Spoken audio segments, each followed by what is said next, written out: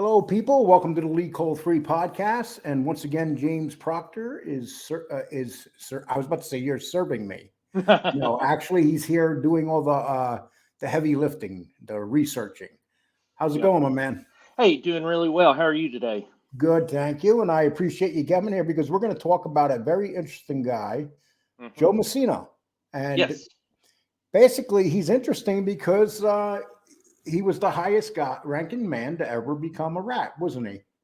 Yes, he was. Definitely. So how did he start off his life? Was he involved with the mob off the bat? Does he come from a family of mobsters? No, he really doesn't. He's one of those that second generation uh, Italian American, and his parents weren't involved in the mob. He had really no family that was involved in the mafia. His dad was a fruit vendor, and mom stayed at home, took care of the kids. And so Massino also did. He was married young, 16 to 17, and he Yep. married his high school sweetheart, and I believe he's still with her, ain't he? Yes, exactly. So Josephine, so he was 17 and she was 16 when they got married, and they ended up with three daughters. Okay, and we're going to try to go over this without staying on things a long time because this Yeah, guy's life is pretty. We could stay here for 5 shows, but we're going to exactly. give it the basic rundown. Yep. So he was a bookmaker, Hmm. right? And Yeah. he was working and he wanted to make more money. And so how did who took a liking to him, and why was it important that that person took a liking to him? Yeah. So Rusty Rostelli was a capo with the Bonanno crime family, and so he was running the Queens faction of the family, including Mospeth, where Joe Massino was from. And so one of the big deals that Rusty had was that he ran a union that had all of the um, lunch wagons, or roach coaches, as we call them. And so Joe actually got his own route, and he started off as a legit guy doing a route of these roach coaches going around to the different warehouses and factories selling sandwiches from the trucks. And then I guess he got to the point where uh, Phil started giving him some side work. Yeah, exactly. And so he was getting more side work. He was also close to Rusty's brother, Carmine, and so they began to have a trust in Joe Massino. All this was in the uh, late '60s, And 1960s. what area of Queens was it? Maspeth? Yes, yes. So And, that's and more that of an industrial area so where there's all a the lot of truck, trucks there, and there's a lot of things Mhm. that you could heist and stuff like that. So Lot of hijackings of trucks. I mean, so he started doing all that kind of stuff. yep, But he did something really sneaky too with Rostelli, because he killed a guy named Tommy Zumo, and he killed him, and he did not get permission. And nope, Philip Rostelli never realized that he was killed, and it was Massino's first killing. yep. And Massino always held it from him. He never found out that Massino killed this guy, huh? No, and that was it. And Sally was very upset when it happened, and he actually wanted Joe to help find who did it because they were going to take the guy out because again, you don't take out an associate or made guy. This guy was an associate without permission from the boss or the capo in this instance. And he had okay. So, what kind of family did he have around him at that time once he started getting into the mob? Yeah, so one of the things that he had was his wife Josephine's brother. So that was good looking Sal Vitale, Salvatore, and so Vitale spent some time in the army and actually was a correctional officer for 2 or 3 years, and but then started doing work with Joe Massino. And now Joe Massino, though he actually came in at the right time because uh, once so in the beginning with when Joe Bonanno basically stepped down, they Yep. had Gaspar de Giorgio running the family. They Yep. had Paul Shaka. Hmm. There were people still loyal to Bonanno, so there was still a lot of friction in the family. Yes, And exactly. and they had Natal, Joe Diamonds, Avola. I mean, these are names, and none of these guys really lasted a long time. And the problem with Rusty Rastelli, he was the boss for 18 years, but he was only out of prison for 4 of those years. Yeah, exactly. And so that was a big problem. So, the commission actually named him boss in 73. But, like you said, Rusty went to jail in 75, stayed until 84, and then was out maybe a year and went back in 86. And Rusty got caught a lot, didn't he? Yeah, that was the problem, and a lot of the stuff with the shakedowns of the unions and a lot of the stuff that he was doing was bringing a lot of attention, and so unfortunately for him, he couldn't stay out of jail, stay out of prison. And Joe Massino was smart politically because he was getting he became friendly with some Gambinos, didn't he? Yes, exactly. And so part of what was going on in that area of Queens was there was a certain crew of the Gambinos that was also doing hijackings, and they would work together. And that crew had people like Angelo Ruggiero, had John Gotti, and Frank DeCicco in it. And then there was another area that he was, Roy DeMeo had another part of the faction that he did a killing. He actually did his first a killing for Costello that he set up. Am I right about that? Yeah, with Castellano. Yeah. So this was a case where his daughter. I'm sorry. Did I say Costello? Yeah. Castellano. I'm sorry. No, it's okay. But no, what happened was that Castellano got upset because his daughter Connie had a boyfriend, Vito Borelli, and he just made an off-the-cuff joke about Big Paul looking like Frank Perdue, who was a poultry businessman, was always on TV. So it didn't make Paul too happy. And that hit was kind of complicated. They used a few different people. Roy DeMeo was involved in that. But that he made his bones with that hit, didn't he? Yeah, he did. It definitely did that. And, it was both the Gambinos were involved in it, but also, both Vitale and, Massino were involved in that. And the year before that, he does something pretty sneaky with Vitale. There was a guy that was friends of him, was a hijacker with Massino, and they killed him. They borrowed $9,000 from him first. Then they killed him, so they didn't have to pay him back. Right. And that's how Joe was with his friends throughout his life. Yeah, and this was also another off the record hit that shouldn't have happened. There was no permission from a boss to take out Joseph Pastore. Would you say a lot of these reasons that people were kind of out of control is because there were so many bosses, and then the one boss, or Stelly, was in prison for so long, and these guys were out in the street basically doing what they wanted? Yeah, that's exactly what the problem was. There was a lack of leadership because of him because of Rastelli being in prison, and then you had different factions just wanting to take control and get power, taking advantage of it. And then Massino gets made. The books have been closed for years, and he was one of the first persons to get made when they opened the book. And being that Rastelli proposed him, he was still in prison. Yes. So Carmine Galante had to make him, didn't he? Yeah. So Carmine Galante was the acting boss during this time, and so during that particular ceremony, that's who actually was there to oversee Massino getting made. And Carmine Galante wanted to take control of the family. Oh yeah. He was very power hungry. He was from the Brooklyn faction, and so he was also, one of the things he wanted to do was get the Bonannos to work with the faction up in Montreal, try to rebuild all the heroin trafficking and all that. But Galante was not liked by anyone. He was very cruel, very and difficult. He had the Sicilians in his corner, basically. Yeah, he had the, so they decided, Rastelli got a hold of Massino and said, let's kill him. Go to the commission. And what happened there? Yeah, so they So they ended up. So he talks to Rastelli. So Massino was able to talk to Rastelli in prison, and one of the things that happened was they went to the commission and got permission to take out Galante. So all of the bosses, with the exception of Carmine Persico at the time, okayed it.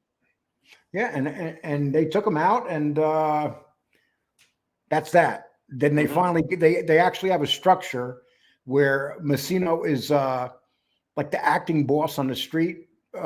He's respected as the street boss. Yes. Because Rastelli's in prison. He's not officially the head of the family, but he's acting like the head of the family, isn't he? Yeah, definitely so. And so during this time, again, someone that has the proximity of the boss is able to inherit power, and that's what happened. And so Massino was able to continue to get more and more power and influence through the years. And then, they decide to kill Caesar Bonaventure. He was one of the hitmen. Actually, he was one of the guys that were there during the hit. And he took over a lot of things when Carmine Galante was hit. This is Bonaventure, and they killed him. They set him up, they killed him. And then we got to the three captains. Let's go over the three captains quickly. And so you had the three captains right here. You had Philip Ciccone, you had Big Trin, Dominic Cicale, and Sonny Red. Right. Okay. So explain what happened there. Yeah, so basically there were two factions. There was a faction that was close to the current boss in prison, Rastelli, and that included Massino, and then Sonny Red in Delicato was leading the other faction and wanted to take over as boss. He felt that Rastelli was not a good boss because he was in prison. They needed someone new. I think he was right, but the fact of the matter is other people were still loyal to Rastelli, basically. Would you say that was? Yeah, that's exactly what happened. And so, during this, it had been going on. And the three capos are planning to take out the Rastelli faction of the Bonanno family. They're packing, there's witnesses that are watching them pack trucks full of guns, and they're ready to go to war with the Rastelli faction. So they basically reach out. Who reached out for a meeting, and how was it done? Yeah, so Sonny Black, along with Massino, went to the commission, and they talked to Paul Castellano and also to the Colombo leader, and so basically the whole commission said, yeah, you can go ahead and take these guys out, and you need to do it now. And so Carmine Persico agreed with Persico. There's Carmine Persico who I was thinking about. So that's what happened. And then anyway, they set up a meeting where supposedly it was to be a peaceful meeting. So the three capos didn't come with guns, but Massino was the one that really set up this hit. And they walked into the social club with nothing. Right, and that was the other thing. Yeah, they had a Gambino social club in Bensonhurst, and so the thought was, this would be peaceful, but there were 4 gunmen waiting in the closet. And they came out and they killed him. And when it was described, Dominic Big Trin, he was hard to take down. They had to shoot him several times. Yeah. Eventually, when they talked about it, and Philip Ciccone tried to get away, and he was stopped at the door, and they held his legs, and Sonny Red, and that was it. They were gone. So at that time, Rastelli grabs control of the family. Right? Yeah. He was able to get rid of that faction of captains. So basically, the soldiers that were left, they could choose to be under one of the other captains, or face being taken out. So most of the soldiers, stayed, and this also helped to solidify power for Massino as well. Okay, and so they got 4 guys out of the way. They wanted Bonaventure out of the way. They got him out of the way. They wanted the 3 captains out of the way. They got them out of the way. Yeah. So they struck first, basically. Yeah, they did. Mm-hmm. Okay, so then Massino was arrested on his own, wasn't he? Yes, he was. And explain those legal problems of 1986 and 87. Yeah. So anyway, so what happened was is that that they got so Massino got in trouble, and through some labor racketeering cases, and so uh, he got And he went on trial with 12 other people. he's one of 12 other defendants. Rastelli was also part of that. Right. And so, so what ended up happening was that Massino got sentenced to 10 years imprisonment, but he was able to get out, within, about 3 years. Oh, so he got out pretty fast. I mean, for a Yeah, guy doing 10 years. yeah, And exactly. okay. And so at that point, how does he become boss? Yeah, so they said about this time, in 86, 87, Massino was the family's official underboss, and so Rastelli was starting to get sick. He, declining health, and so basically at this point in time, it was Massino, and then you had the consigliere, Old Man Sparrow, that was more or less an acting boss. And But Massino was out on 2 years supervised release. yes, So he had to go through Sal Vitale, yes. and pretty much Sal was running the family through him, right? Yeah, exactly. That's what was happening, and so Rastelli, again wasn't in good health, so Massino definitely had a lot of power. They had Old Man Sparrow as the acting boss, but really that wasn't what he wanted to do. He is more of a consigliere, so yeah, it was mostly Massino. Yeah, and so Massino's 48 years old at this time. It Yep. looks like he's going to have a long reign. He's still a pretty young guy, being in charge of the family. Yeah, And exactly. Yeah, and he took over immediately as soon as Rastelli died in June 24th, 1991, and a few days later, Massino's actually the official boss, and so again, Vitale was very important during this time and helped Massino, and and so. who was his closest ally in another family? Would you say? John Gotti would be his closest ally because one, they both lived together in Queens. They also in the same neighborhood of Queens, actually. And then besides that, Gotti was really trying to help the family, talking about the Bonanno family, to get back on the commission because of the Donnie Brasco situation. The Chin was upset and others, and they kicked the Bonannos off the commission. So most of the 80s, the Bonannos weren't there, and so that was one of the things that John Gotti did was he liked Joe Massino, and then got them back onto the commission. And so in the beginning, being that the Bonannos just went through that, the FBI didn't take them as serious as the other families, did they? No, in fact, so in the 70s, all of the families had their own FBI crew or group that was watching them. And so after everything with Donnie Brasco, the thought was that, man, we really knocked down the Bonanno family. And so they said we would just have one crew or one group of FBI agents that would be responsible for both the Colombo family and the Bonanno family, and that was probably the biggest mistake they did. That's what And the FBI is saying. that whole thing that happened with Donnie Brasco really, they did at that point. Massino decided to take out his friend, who was a good friend of his, Yes. because he's the one that let him in the family. Why don't you explain that?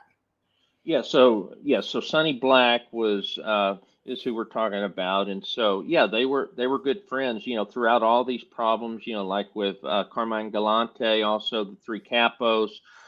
Sonny Black was one guy that was always right there with Joe Massino, and they were friends. But and what was the reasoning Massino decided to have him killed? Yeah, he just said this was something that couldn't be let go. They had to take him out because of what happened with Joe Pistone or Donnie Brasco. And and Ruggiero, he got lucky because he got arrested, but they already had the contract out to kill him too. Yeah, exactly. In fact, I mean, he was days away from being killed. Oh yeah, I mean, he is actually. I think they got him as he was actually headed to the meeting where he was going to get killed. In some of the reports I've seen. So yeah, he was not in a good place. So that saved his life. And so he's considered an anti-rat guy. He's a boss. Hmm. He's respected. Yeah. John Gotti respects him and everything. But Hmm. then, Gotti goes away, Hmm. and so he's the boss in the street, Yep. and he has a little reign going on. Hmm. Uh, so what happened describe what happened when he first got into trouble the final time? Yeah. So, up until 2002, one of the things that Massino was saying was that we have never had anyone flip. We're the only family that's never had a made guy flip. And that was true up until 2002. But then, A bunch of them flipped, huh? a bunch of them flipped. And so, yeah, Who were some of the people that flipped when they all got? It would be Frank Lino flipped, right? Frank Lino flipped. Yeah. Sal He, Vitale flipped. yep, yep, he flipped. James Tartaglione Yeah, flipped. Several capos flipped, and so pretty much everyone around him flipped. and Massino was indicted 2003 Yep, in January, yep. uh, and he got indicted along with Vitale, Frankie Hmm. Lino, and Mangelli. Yes. So it was the thing they used the most, Hmm. and it was racketeering indictment. Put them all Yes. together, and they're all looking at big Yep. time. Yep. So Exactly. these guys start flipping. Yep. He decides to go through uh, uh, the trial. Yep. He gets sentenced. He's Hmm. he's quite possibly looking at the death penalty. He's not Yep. going to get the death. The feds have not put anybody to death in years. No. He says that, he says Hmm. there's a lot of reasons he uses why he flipped. The reason he Right. flipped is because he flipped. Yep. Uh, okay, so he decides as soon as he gets indicted that he's going to flip, doesn't he? Yeah, definitely so. I mean, he got found guilty, I believe, 11 RICO counts for 7 murders, and so one of the murders happened after 1994, and so there was a new law that would allow the death penalty, and so yeah, he found guilty, and immediately goes to the judge's chamber and says that he's ready to talk. And And they want to know what evidence you have. Why should we they even they, they listen weren't to gonna. you? They didn't want to work with him. No, no. He had to offer them something. So he took a couple polygraphs because he was going to. He basically came out and he said that Hmm. Vinny Gorgeous was going to kill Greg Andres, who at that Yep. time was a federal prosecutor. Yes, But exactly. he failed the polygraphs on when they asked him about that, Yep. Yeah, he and failed twice. he failed twice. And it was like he wanted so badly to give them something, and Hmm. these other guys gave up a lot of stuff that he couldn't give up anymore because they had it already. Right. Sal Vitale, they gave all that stuff up.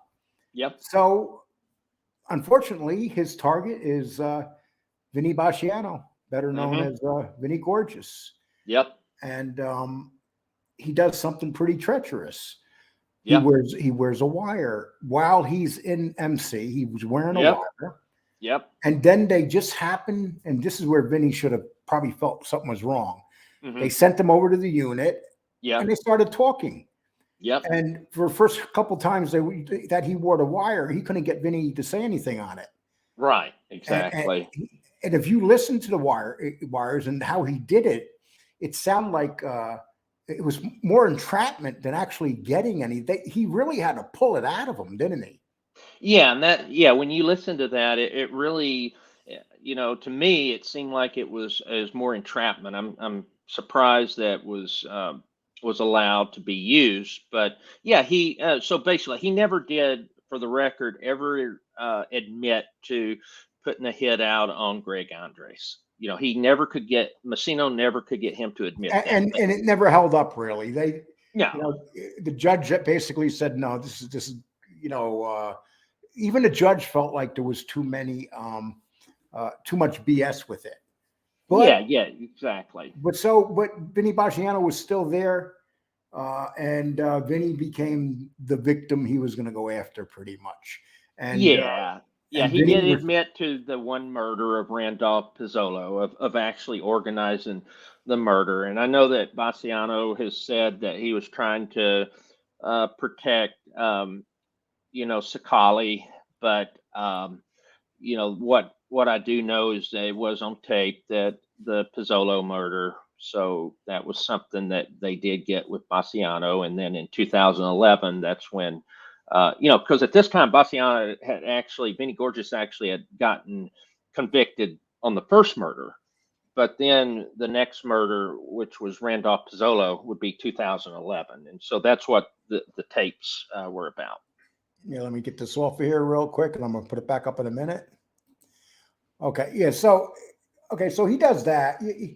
Okay, so here he is. He takes Basciano, sends him away for the rest of his life. Yeah. And then he likes to use that line that they were going to take everything. He did it because he wanted his family to keep the house, his wife to keep the house. And people say, oh, but the fact of the matter is, he took all that away from Vinny Gorgeous. Mm-hmm. This is what rats do. They say, oh, I did this because I don't want my family to lose everything. But they have no problem with the families that they're ratting on losing everything, do they?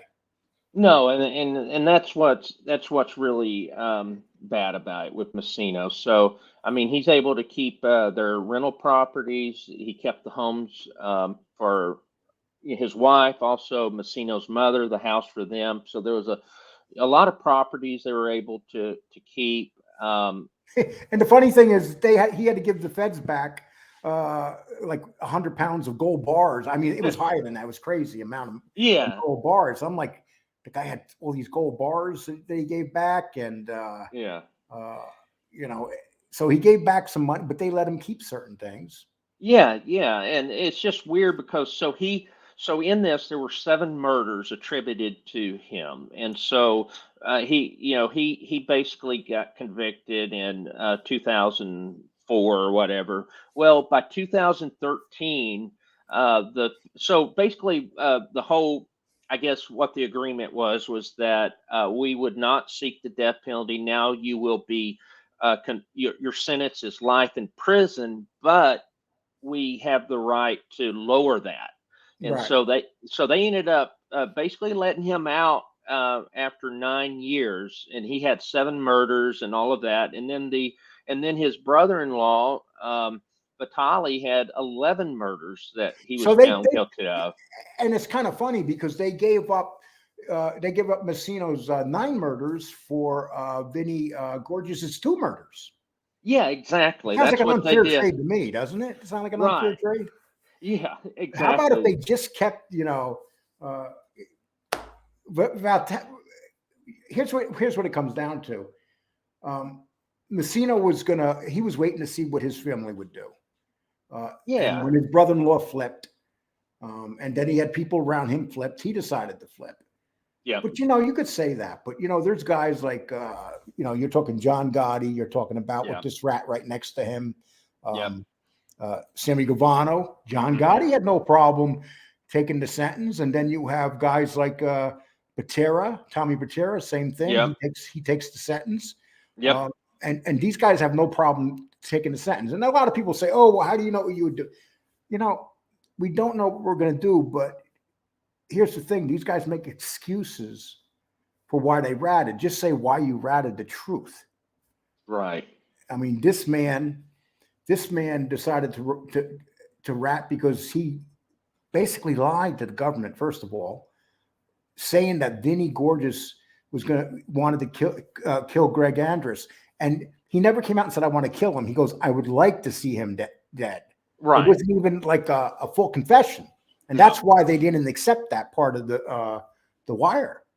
Right, exactly. And yeah, and I have a big problem with what happened with Vinnie Gorgeous. It's just that, and also with the other defendants in that case, because the government's continuing to withhold um, documents that the defense should be able to have to be able to use in their defense, and it's not happening. So, like the 302s for Massino, you can't find them. There may be a couple of pages of them out there, but it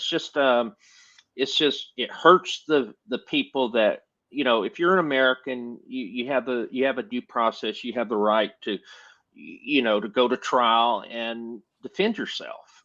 And people, You know, Massino wanted to actually name the family after him and not Bonanno no more. I mean, yeah, uh, there's several things here that people say, "Oh, he was a great." No, he wasn't a great boss. no, He committed a lot of murders, and he got away with a lot of murders. yep, He pulled the trigger on a lot of murders, and they got him he did, literally killing 9 people. yep, And he was there when the captains got murdered. He was involved with that murder.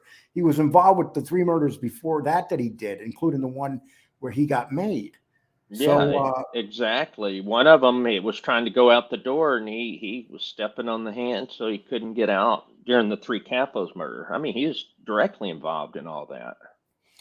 and he's out in the streets. I mean, and when you think about it, Sammy Gravano, they got him pulling one or two guys he's killed. Hmm. But this guy right here, he took out an awful lot of guys, and it seemed like they wanted to get him before they got Vinny, and that Yeah, doesn't make any sense because Vinny Gorgeous did what he was told by the yeah, family. exactly, He was a exactly. street boss. These guys were the boss. They were the family bosses. Yep, he And was. it just goes to show you how the government works when it comes to it's. A lot of this makes no sense. Uh, No. so what do you think? What is your final feeling after you read everything? You went into prison. You went into his records. You went into whatever you could find in court records because they hide a lot of stuff with him. What do, what's your final opinion on him? Yeah, I mean, he's obviously a rat. I know, what he did. There's no excuse for it. But when I first came into this, I actually was thinking of him as like this jolly old fat guy, like Jackie Gleason, and he definitely wasn't that. No, no, he got fat when he got money. Yeah, exactly. That's when he got fat. I Yeah, mean, he started off and he wanted to work the streets, and he's just your typical yeah. guy. I mean, he Hmm. dropped out of school in 7th grade, and he's your typical guy in the streets back then. He's a Maspeth. He sees these gangsters, and he wants to become one, and he gets one that gets real close to him. Yeah. And he actually was in at the perfect time because the bosses were all over the place. They kept Yeah. replacing bosses. You had one Hmm. boss that called himself a boss, but was in prison for 14 of 18 years, Yeah. and then died in prison eventually. Yeah. So, what else would you like to say before we close this down? Oh no, I mean, there's a lot on the life of Joe Massino that we could go over. I mean, but I think what I want to do is just focus here on where he came from, and then the treachery that he And just ended so up people, betraying. know, we did a much longer show than this when we started off. But Joe Massino had so much stuff to do on him that we couldn't line Mm-mm. it up properly. So No. we're doing this a shorter version. Yeah. But just a lot of stuff with Joe Messina, isn't there? Yeah, there really is. And it's very interesting, as you dig deep in it and the relationships with the other families, his closeness to John Gotti, a lot of that stuff, it's really interesting as you But dig see, deep and this is into it. this is where Messina comes in kind of sneaky because here's something Messina said on the stand. I want to put this up. This is an article from the New York Post. Mhm. Okay, and I want to put this up. Let me see if I can pull this up here. Okay, the name of this article right here is Gotti's plan to whack me. Mhm. And this is when Messina said that the former Bonanno boss testified that he would have been whacked if the FBI hadn't arrested John Gotti in 1990. Only years before, Messina learned that Gotti, Messina's brother-in-law, protege Salvatore Vitale, had plotted to have him murdered as part of an effort by the Gambinos' kingpin to move in on the Bonannos.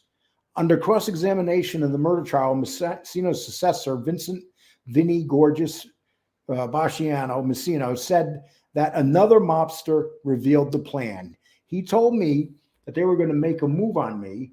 Now, he's saying that Basciano said this to him. Yeah. That they were going to make a move on him.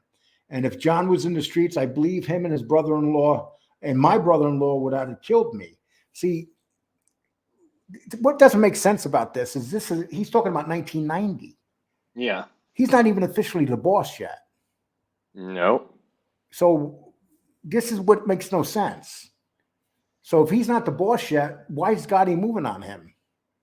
Yeah, I mean that doesn't make any sense. And then plus he, they were supposedly friends at that point. Yeah, and they were friends even afterwards. They were doing work together in the 90s. The Gambinos were doing work with him in the 90s. Gotti went to jail, as we know, to prison in 90. Mm-hmm. But I just find that hard to believe that Gotti wanted to kill him. But you got to remember, this guy was caught in lies when he flipped. Yeah, I mean, at least two lie detectors he failed, and there's other lies too. Normally, I mean, we know that the feds will allow a person to lie and they don't charge them with perjury, these informants, but it must be pretty bad whenever they're willing to admit that he failed two lie detectors. Yes, and they still used them, they still use them. They don't care if they people, this is very important. Read this, please. Please hit the like and the subscribe if you have not. Please hit the like and the subscribe. And if you want to give me some money, I'm not going to stop you. If you don't, I have no problem with it, people. I like doing this. And I just want to let you know that. Okay, so do you think that he's telling the truth about Gotti wanting to kill him? No, I mean, there's already holes in the story. So it's either a reporter that's got a big imagination or no, he got on the stand and said this. Oh, yeah. So, no, he's Massino got on the lying. stand and said this. Yeah, he's definitely and he's saying that Basciano told him. Yeah, and that's pretty sad because he's the one that was in the mob, and he didn't even get his years straight. If this is 90, he's not even the boss yet. Yeah, and you would figure that they would bring that up, but they're not gonna. They just want at that time they just wanted to hit Gotti as being the most evil man in the world. Oh yeah. But the timeline doesn't match up there at all. So no, not at all. I'm basically going to say I think Joe Massino was full of crap on that. That's just my opinion. I do too. But that did come out, and he did testify to that. So, that's all we could say. Well, James, thank you very much. I'm going to shut this down and put it up tomorrow morning. I appreciate you doing this, and I hope people are okay. The way we ran over this is we didn't want to jump into this for a long time. The Bonanno family, Massino, he actually had he kind of lasted quite a while because he was acting boss. So through the 80s, every time Rastelli was in prison, he was through the 80s and 90s. I mean, he was the man. Yeah, definitely was. Yeah. And in the end, the man he hated rats. He claimed he hated Bonanno because Bonanno wrote a book and he called Bonanno a rat. But when the time came, he ratted. Bonanno didn't. Right. So, okay, my man, I appreciate it. Thank you very much. I'm going to shut this down. Take care. Thank you.